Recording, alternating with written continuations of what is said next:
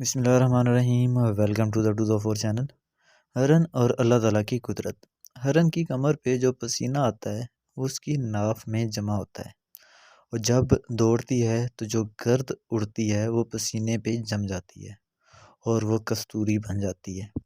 یہ خاصیت ایک خاص قسم کی نسل کے ہرن میں پائی جاتی ہے، اور یہ خاصیت ہرن کو تب ملی جب اللہ تعالیٰ نے حضرت آدم علیہ السلام کو پیدا کیا تو ہرن سمیت تمام جانوروں کو کہا آؤ اللہ کے نبی کی زیارت کرتے ہیں۔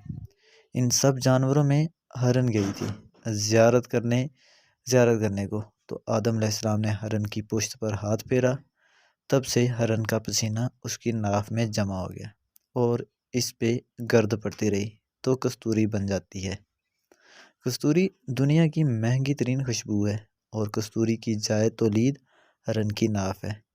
جس ہرن کی ناف میں یہ کستوری بنتی ہے تو وہ خود اس خوشبو کو سونگھ کر مسحور ہو جاتا ہے، اور شنید ہے کہ بعد از طعام ہرن تمام وقت اس کستوری کو کھوجنے میں صحرا میں بھٹکتا رہتا ہے، مگر اس چیز سے لا علم رہتا ہے کہ وہ خوشبو اس کی ناف میں سے ہی آ رہی ہے۔